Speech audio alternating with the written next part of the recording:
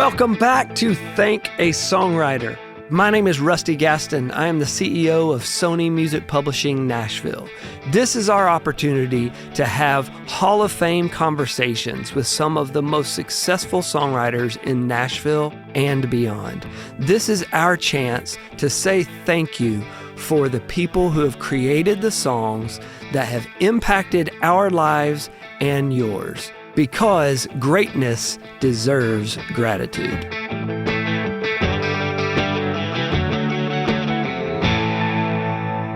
Today, our guest is an absolute foundational member of what makes country music so special. He is a member of the Songwriters Hall of Fame, the Nashville Songwriters Hall of Fame. Where is he? The Country Music Hall of Fame. Somebody better get him in here. He's a BMI icon. He has written songs that shaped not only a genre, but generations and generations of listeners. Our guest today is Bobby Braddock. Hey, Rusty. Bobby, thank you for being here. Thanks for having me here. This is such a gift for you to join us. Well, like I told you, I enjoy interviews because all you got to do is just tell the truth, you know. And if you don't want to talk about it, just don't say anything. That's right. Well, we want to hear all the truth you have to share today. I have a feeling we're going to get so much info, we may have to cut this into 3 or 4 episodes. Bobby, will you tell us, do you remember the very first song you ever wrote? Yes, I was 4 years old, and there was a lady in my hometown.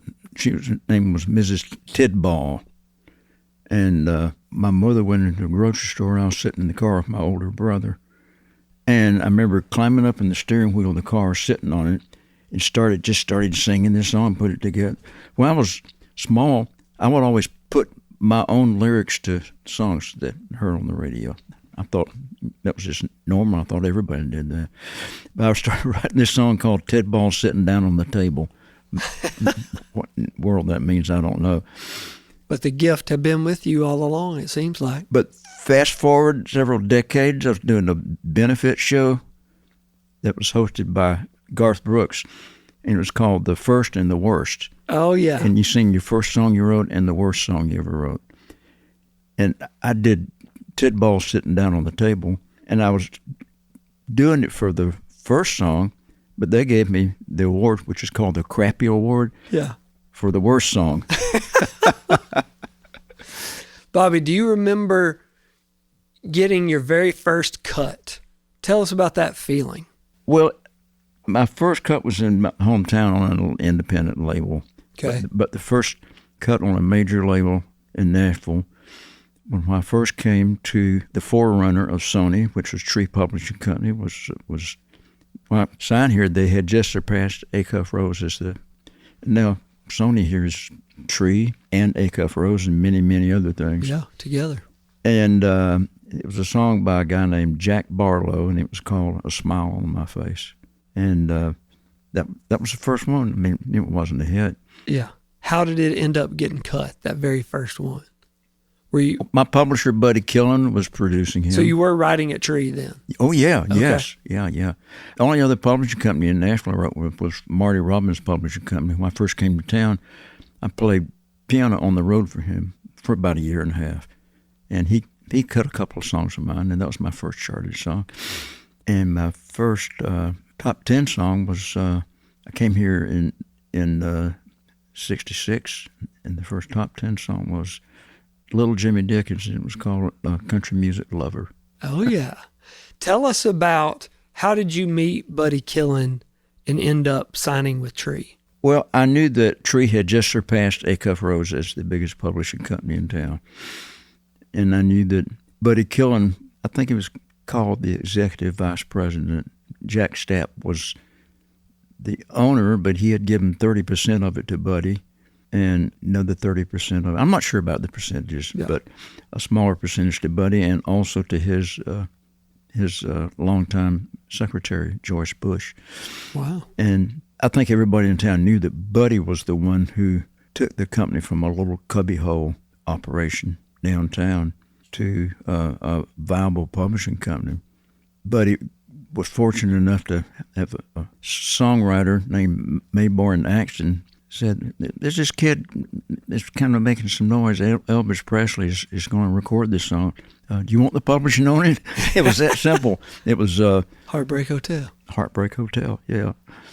So I knew that Buddy was ahead. To answer your question, I knew that he was pretty much running Tree, and I called him up and told him, that I wanted to write for Tree, and I told him about the Marty Robbins song. It wasn't a monster hit; it was a moderate hit. And Buddy knew the song. He was impressed by that, and Buddy talked kind of like Bullwinkle. If Bullwinkle had a Southern accent, that was the way Buddy talked. "Come on down here, I want to hear your songs." So I sang in this. A couple of them had to do with murder, and and there's one called "Before the Bird Flies." But he told me, he said, "These aren't like any other songs I'm hearing." He said, so he signed me up with not much money at all. I think it was something like maybe $30 a week or $40 a week. And he said, "If you have some success with some of these songs, I'll give you a raise. But don't ask me. I'll tell you." So that's what happened. And I was getting songs cut left and right. I thought it would always be like that. Not the case. Yeah. It was a lot easier to get songs recorded back then than it is now. A lot easier. Tell us about then because this would have been the mid-'60s, early '60s. It was in 1966 when I went there and signed. Okay. So in that time and into the '70s, what was Music Row songwriting like then? Would you come into the Tree building every single day? Just about. One huge difference was a majority of the songs were written singularly. It had one songwriter on it. And there were quite a few co-writes. I'd say maybe 30, possibly even 40%. But there were more songs that were written by solo than in pairs. And those pairs were almost never more than two. Let me ask you about some of those co-writes. Were those co-writes back then because someone would have started a song solo and maybe they just couldn't land it or they were getting stuck on it and they would bring it to a friend? Is that how the co-writes would happen, or would they actually sit down together from scratch? Both. I'd say the latter maybe a little more. Okay. But in my case, quite a few of them are that sort of thing. Were 100%ers you started and you brought somebody in on it just to help land it?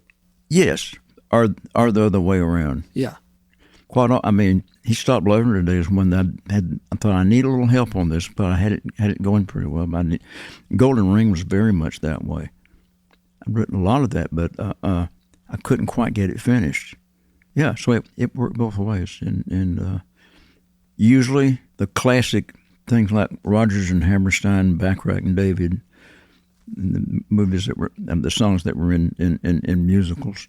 Those were basically written with one person who was a lyricist and the other person did the melodies. Right. But in Nashville, in co-write, most likely it was going to be one person who did both with another person who did both.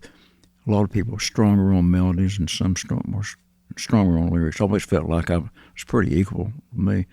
And some of my co-writers, I think it's the same with them.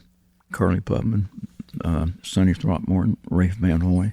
So in your time, as you get into the 70s and the 80s, you had hits in the 60s. You've had hits in, we're going on 6 different decades now. But in the 70s and 80s, how was... Well, I'm the only living person who's had #1 country songs in 5 decades. Harlan Howard had that, but I'm the only living. Let me see. Yeah. I still qualify. Yeah, you're still beating. How did Music Row alter and change in the 70s and 80s? Was there something different about the creative process then? Well, it sounds kind of stereotypical to use the word, but it was becoming more corporate. Because those are the years when Universal and Warner and Sony really started getting into the publishing business. Yeah, that's true, yeah. Acuff Rose was local, like Tree was, and Cedarwood Publishing Company was. These have all been absorbed by other catalogs back then. I think there was a difference in the camaraderie then. It was very, very much like a family here. We had a guy named Don Gant, who was in the position of think of him as being like, the chief song plugger, but it amounted to being, the position that would eventually be called, maybe vice president in charge of creative. I mean, there's different names for it. But he was so a mentor to so many people, and he loved songwriters, and they loved him, and used to gather in his office. This was like in the 1970s, late 70s. Yeah. After a day of music, I mean, you'd think there'd be enough. Want to go home or something, but no. Sitting around there drinking wine, to be very candid about it, smoking pot, and just listening to each other's songs and just being very supportive of each other. Yeah. Kix Brooks was telling us about lots of those nights, the same thing. He was one of those. And when Gant left here and started his own company, Kix, that's when Kix signed with him, was then. So I knew Kix later, and through my good friend Ray Van Hoy and his eventual wife for a while, Deborah Allen, and Kix was writing a lot of songs with them. Yeah, it evolved into something that I think was not quite as personal, but I don't know exactly what's going on the inside of all these groups that write together. I mean, it's as foreign to me as it is to, I think, the people who are listening and watching this. Has your inspiration changed over the decades, or has it ebbed and flowed? What has been like one constant that's kept you inspired to write these iconic stories that you translate so well? I think that has evolved some, because I think that actually the approach to it has changed with me. I spend a lot more time with the song now. I'm still very serious about doing it. The past year and a half, I got 4 major cuts, and I'm working on it. If I have one more, number one, I'd like to have more than that. If I have one more, I'll be the only person ever in any genre who's ever done that. To have a number one in 6 decades. Yeah, nobody's ever done that. It can happen, Bobby. Before he passed, I got all this information from Wade Jessen. Right. He was sort of a statistic nerd, and I am too. I love stats. Yeah. I mean, that may not happen, but it's a good goal to have, though. Yeah. And the difference now is I spend more time with the song. I had hits back then. Now I hear them now and think, why did I let that go? Why didn't I do this? And I try to make sure I don't do that now. Yeah. Back then, I could write a song that people would think was a great song one day, and the next day it would be just a piece of crap. And I honestly sometimes could not tell the difference. Yeah. I can tell the difference now, yeah, but I couldn't back then. Just so many spontaneity. So many of the artists who recorded your songs went on to become just absolute country music legends. I'm sure, so many of them are hot artists at the time, but there's no way you can predict they're going to be the foundational icons of the whole genre.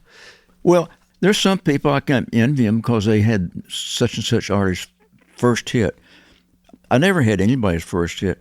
Tree back then seemed to go after the people who were already stars, and that's sort of what I did. Yeah. I had several artists. I had their biggest hit, but not their first hit. Right. The only time I've ever done that was not as a songwriter, but as a producer. When I was producing Blake Shelton, his first record was a monster hit. Amen to that. Number one for 5 weeks. But as a songwriter, we always went after the stars. Yeah. Right now, a big difference in Music Row was back then, it was a lot easier to get a deal. I had 5 major record deals as a recording artist, which shows how easy it was to get a deal back then, that I would get 5 record deals. And some people used to seem to think, and there may be some truth to it, was that a lot of labels would sign somebody just so somebody else wouldn't sign them. Yeah. Now, if a label signs somebody, it's going to be somebody they really think is going to be a star. And another big difference now, too, is that as recent as 20-something years ago, I was able to go up and down Music Row and single-handedly get Blake Shelton a record deal. You can't do that now. Record labels expect someone to have a large social media following. Right. That's like a prerequisite. I mean, that way I've heard it described is record labels used to set the fire. Now they want someone to bring the fire, and they pour gasoline on it. That does happen. Yeah. But the good news is for 60 years, your songs have been that gasoline that's ignited career after career after career.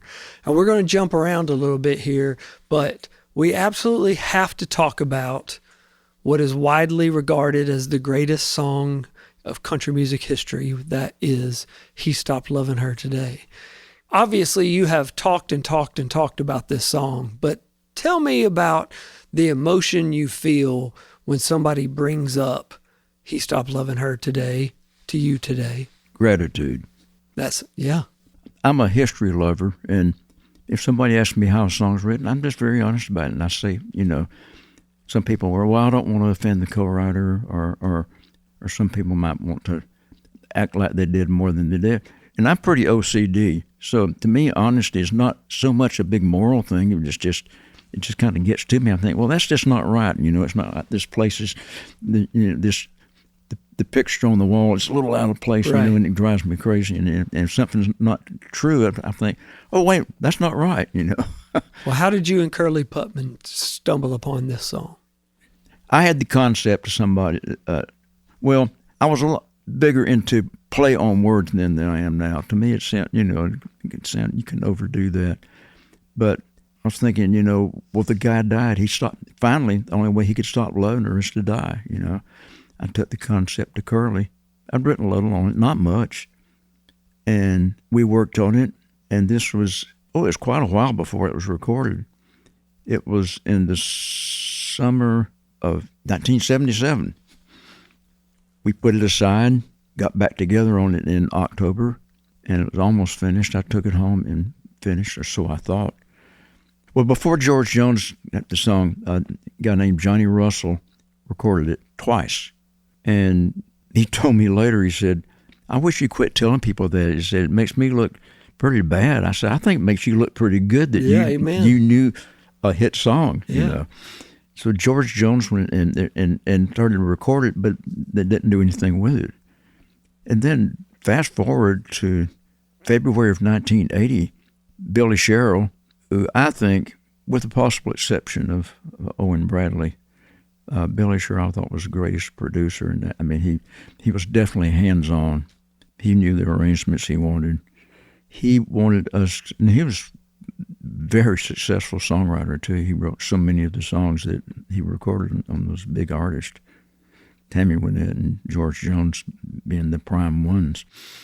And he wanted us to have something in the song about the protagonist's girlfriend or love interest or wife or whoever she was came back to the guy's funeral. We tried a couple of things that he didn't like. Curly remembered that he and I had written something very similar to that. So we took that to him, and it was almost there, and we went and made another little change in it, and that's the way he cut it. I mean, this is such a long story. I won't even go into the part about Billy Sherrill thought that they started cutting it in the 70s and then finished in the 80s. Yeah. I kept telling him he wouldn't believe it. I said, that did not happen. How would he have gone into the studio? This was back before digital stuff. How would he have gone in the studio and said, let's leave this area here blank in case Bobby and Curly come up with a recitation, So anyway, that's how they cut it in February. And Curly, on the song D-I-V-O-R-C-E, which was my first number one, wrote it. Nobody would cut it. I asked Curly Putman. Back then, he was a great songwriter. He was Shree's sole songplugger.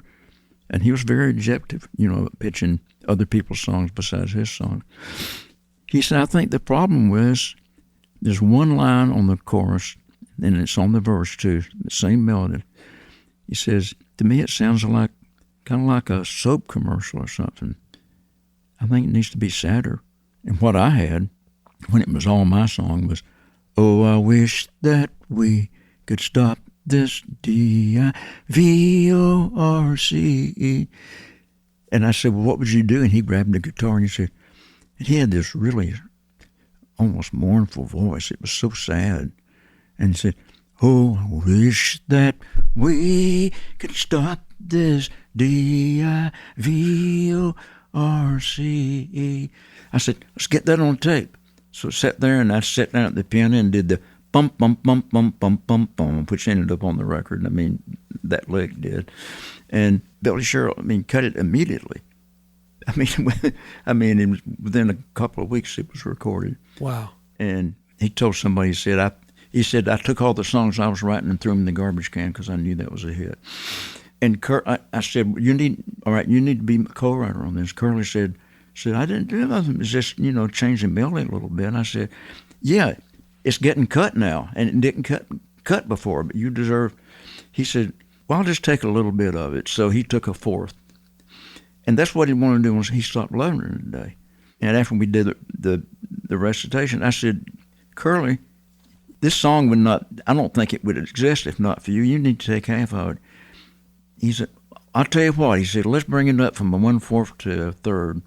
Now, if I had it to do over, I would have insisted that he have half of it because without Curly, that song never would have been written. I think DIVORCE nobody would have ever heard it if it. Now, I did a situation like that with Sonny Throckmorton in the mid-1970s. It came out in 76. He had written a song called Thinking of a Rendezvous, and he called everybody Puddin'. He said, well, Puddin', what do you think? I said, I think it's great. I said, I think it needs a third verse where you have this conversation between the guy and his former lover where they're parting company and saying goodbye. He said, well, you write it.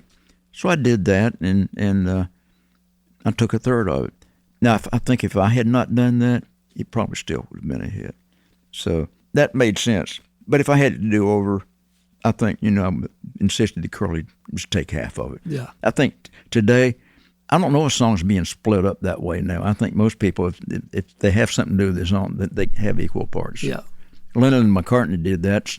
Many of the songs they did were just Paul McCartney by himself, or just John Lennon by himself, Yep. And because they were a team, they put both their names on all of them. So, Bobby, let's talk about, you keep writing. We get into the 90s. It's impossible to talk about 90s country music and not talk about Time Marches On, which is likely one of the most iconic songs of that era. Tell us about writing Time Marches On. Did you write that here in this tree building? No, I didn't. I wrote that at home, and a lot of times I would get a song started and start writing it at night, and then get it the next day and finish it. Right. And that, by the way, when people say, "What's the favorite song you've ever written?" I say, "Well, my favorite hit I've ever written is Time Marches On, maybe Golden Ring too, which I wrote with Rafe Van Hoy, but with Time Marches On, when I was a kid." Movies they would have besides the cartoon, a lot of time they would have a feature show, which was sort of the equivalent to something like 60 Minutes later on TV, which would be sort of like a TV magazine. Right. And there was one called The March of Time. And at the beginning they say, The March of Time. And it would be interviews with people, some little story feature about something that's going on in some school, or just things that you see across America, that might be of interest to everybody. And, the social issues of the day, what's going on in the world, wars. And at the end of the show, the narrator would say, Time Marches On. And I always knew I wanted to write that title. And for some reason, in the mid-1990s, I sat down and wrote it. And there's a line in there is, sister calls herself, it starts out with the family when the kids were little, and then when they were in teens or college age, and then as they were, maybe in their 30s or 40s or something. And my first wife's sister had a little tag on the back of her car that said, Sexy Grandma. My daughter and I thought that was pretty funny. So I put the line in there, sister calls herself Sexy Grandma. But yeah, I would say, as I said, that of the hit songs, that's probably my favorite. And you write a song like that, I've written a lot of songs and I thought, man, this is a hit. Sometimes I'm right, sometimes it never gets recorded. Yep. And I've had songs that were hits that I'm not really proud of or wish I had written differently. But Time Marches On, I was pretty happy with that. I love the way that it came out. And I give a lot of credit to a guy named Brent Rowan, who was a guitar player I used for years and years. So I'm pretty much an arranger. When I write a song, I often write an arrangement with it. And sometimes, I'll tell the musicians different things to play. You should always see what musicians are going to come up with, but I have in my head what I think different instruments would do. With Brent Rowan, he was so creative, I sort of left a blank spot there thinking, well, Brent will come up with something good here. Yeah. When Time Marches On, I said, this needs to sound almost kind of like a clock ticking, And Brent came up with the yeah, iconic. And when Don Cook was going to record this with Tracy, I said, you got to use Brent Rowan on this. He said, I use Brent Mason. Brent Rowan and Brent Mason, both great guitar players. I think there was a little competitive things there between them too. and Cook said, I use Brent Mason. He can play anything. I thought, oh. But he did. He did what Brent Rowan did.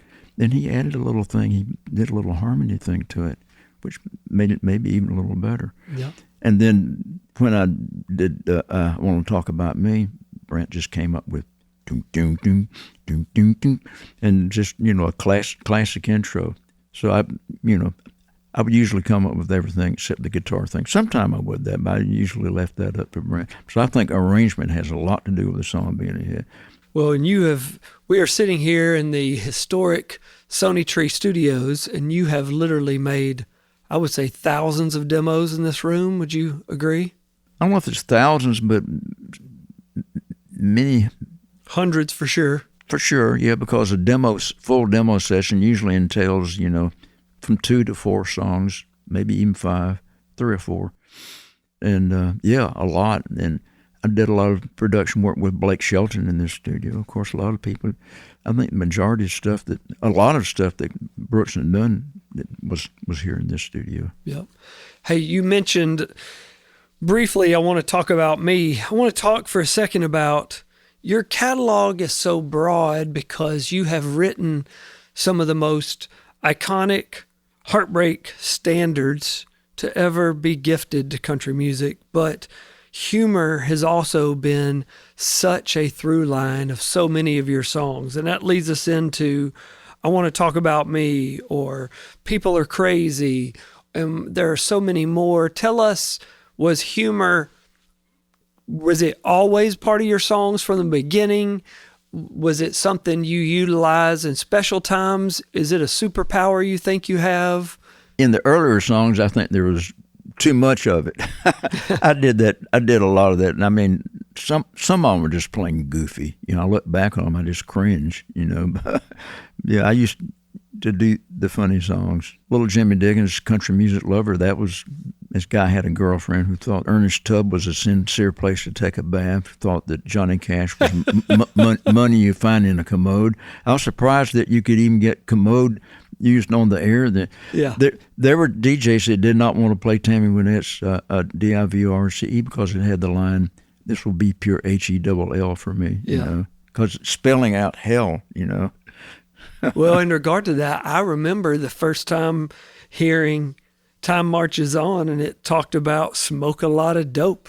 Yeah, that was such a shocking thing to say at that time. It was, and dementia and smoking dope. There were some things in there that you didn't typically put in a song. Yes. Yeah. So that's why I wasn't sure if it's going to get cut. I had people tell me right here, except for one song plugger named Terry Wakefield, though the rest of them, one of the song pluggers was a very good song plugger, said nobody could possibly cut that song. Nobody's going to cut it. Because, you've got something in there that's just really controversial. I won't even go into it here, but because it's already been out there. Yeah. It was a big. I don't know if I've ever had a song that at the time was bigger than that one was. It was huge. And I first cut it on Blake Shelton, and there was talk about maybe that being his first. I think it would not been a good first record for somebody. Yeah. And think a veteran like Toby doing it was better. But they did some research on it, and label head said the research shows that not only should that song not be a single, it shouldn't even be on the album. So I thought Toby Keith had a song called Get You Some that was kind of a rap. He was talking it. I thought, this would be a good song for him. But his producer, James Stroud, had so many artists, he would not listen to songs. He didn't have time to, and I could understand that. And his A&R person, who was a really good A&R person, Terry Wakefield, played it for her. And she said, not only am I passing on this song, I hate this song. I thought, gosh, I got to get this to Stroud or it won't have a chance. But his assistant said, Bobby, he will not listen to songs. He's got A&R person. I thought, well, I can't go that route. She hates it. So there was a little market down the street, a couple of doors down from where James Stroud's office was.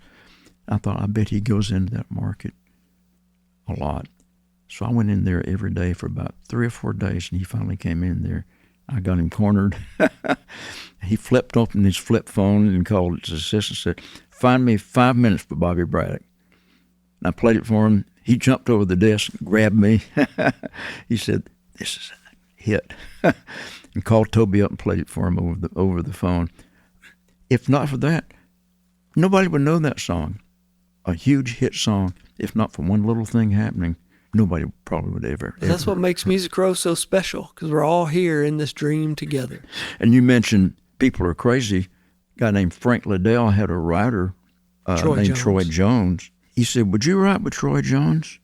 Well, Renee Bell, who was A&R person for RCA, had played me some stuff that he had written. And he sang kind of like Alan Jackson, and I liked his songs. So when Frank said, would you write with Troy Jones? I said, yeah, I'm familiar with him. I think he's good. I never would have come up with God is Great, Beer is Good, People Are Crazy, that title, that line. That's just, my brain doesn't work that way. I wouldn't have thought of that.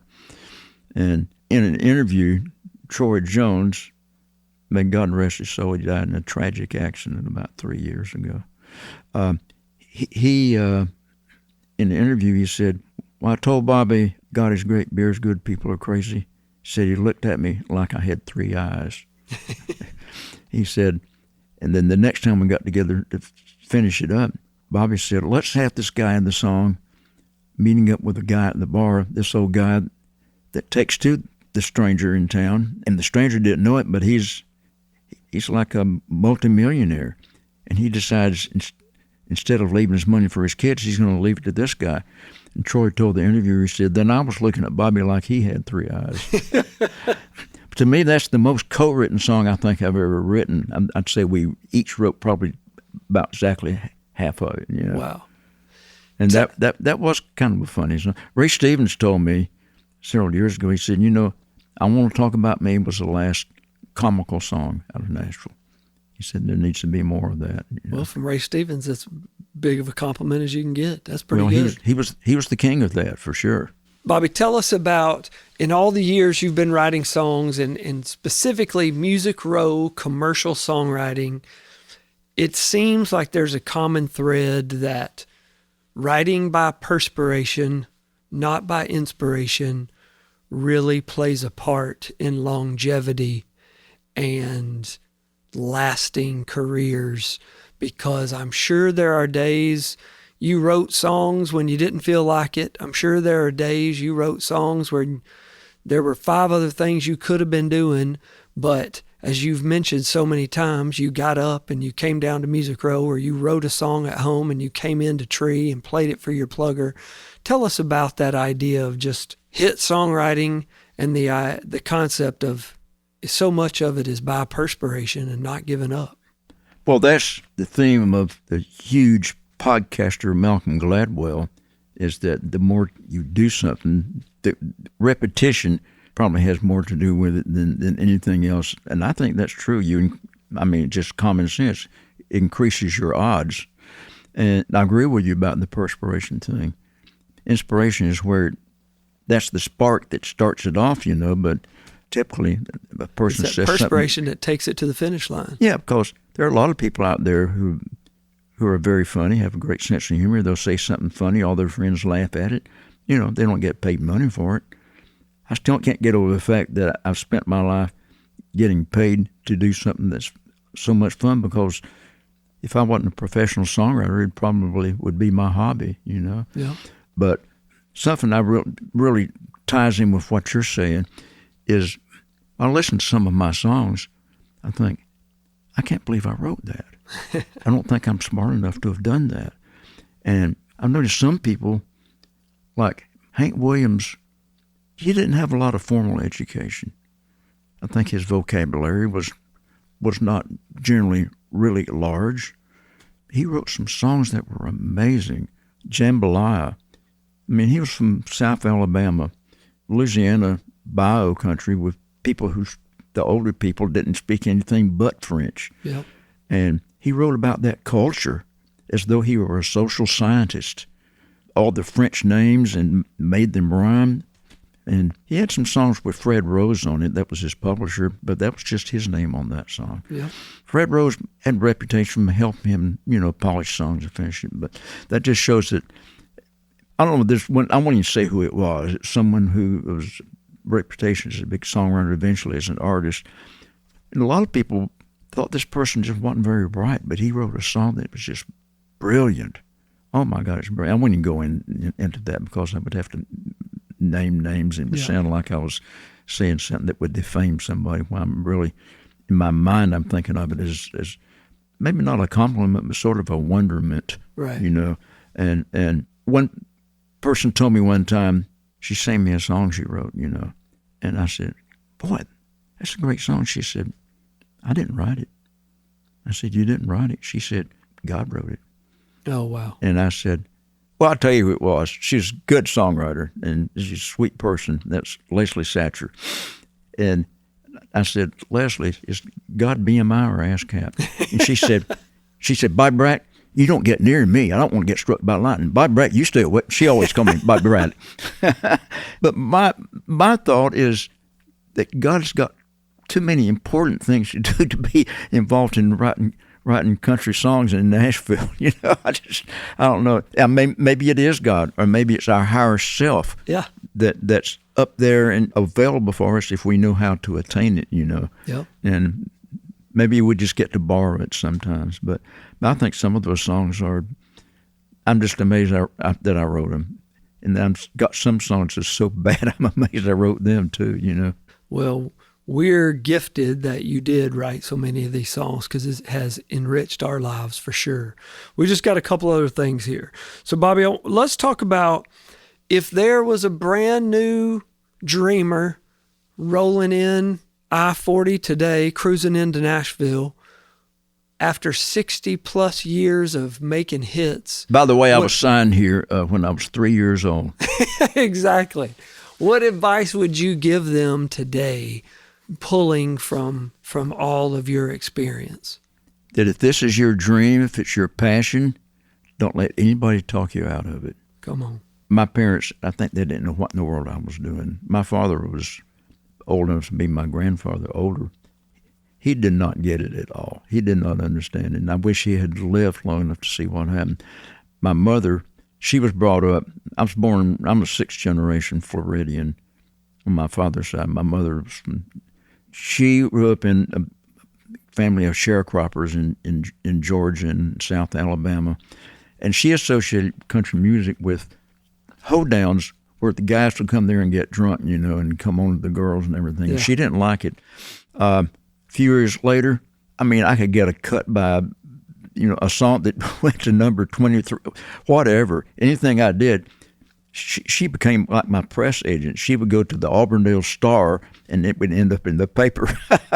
She was so proud of it, and she became the biggest country music fan in the world. I love that. But I think if you have that dream in you, don't let it talk, because I could have had my parents talk me out of it. My two best friends said, we thought after 6 or 7 months, you come back down to Auburndale. You know, whenever I feel something really strong, and there are a lot of people don't like it, but I still do, then I feel like I know that I'm right, that I could stand up in the face of adversity and still have that confidence in it. Yeah. So don't die sitting on your dreams, and don't let anybody talk you out of your dreams. And it's a very good idea to be around people who are doing that. They say, how do you do that? Well, any way you can that works, you know. Yep. You don't want to overdo it, but you don't want to underdo it either. Well, Bobby, we believe that songs have the power to change the world, and your songs have changed so many people's worlds for the better. But we started this podcast because we believe that greatness deserves gratitude, and the greatness that is entwined and lives in so many of your songs deserves appreciation and deserves to be celebrated. And today we have a letter that someone shared with us, and I want to share it with you. But I think your letter is extra special because it just goes to show how we never know how songs are going to touch people's lives, how they're going to react to them. But in this case, it's not exactly what your song was written about, but it's exactly how it touched this family on their song. This letter says, "Dear Bobby Braddock, thank you for writing He Stopped Loving Her Today. I first heard it as a college student, not long after my mother passed away, and it's a song that has stayed with me in a way very few ever have. Watching my father grieve our mom's loss was one of the hardest things I've ever witnessed. The quiet moments, the way he held on to her things, the way he spoke about her like she might just walk back through the door at any moment, it all felt so similar to the story in your lyrics. Hearing that song and those words helped me understand my father's grief, and in a strange way, helped me feel less alone in my own. Thank you for writing something so honest and timeless. Your work helped me see my parents' love more clearly and appreciate just how lasting real love can actually be." This is from Carson. Oh, I'm kind of speechless when I get bills like that. I mean, that is so powerful there, and every time it happens, I just feel very humbled. You know, I've seen some that don't make me feel good either. You know? But to think something I've done could have that kind of effect on people, I don't even know what to say about it. You know, because I'm just an old country songwriter, and I love doing it. You know, and well, we know you love doing it, and we love that you do it, Bobby. You are an absolute icon. Your songs have touched generations and generations of people that love country music, love all kinds of music. But from every one of us here affiliated in your Sony family, it is one of the most proud moments for us to get to champion you, to get to champion your songs. You are brilliant in every way that you can define the word. And thank you for being here with us today. Thank you, and you're a very nice man and a great publisher, and I was very happy to do this. We love you, Bobby. Love Thanks you too. for being Thank here. you. And thank you for listening to Thank a Songwriter, where we honor the songwriters who have written songs that have impacted our lives. Be sure to follow us at Sony Music Pub in Nashville. Send us your thank you notes, and the next time you listen to a song that impacts your life, be sure to thank a songwriter.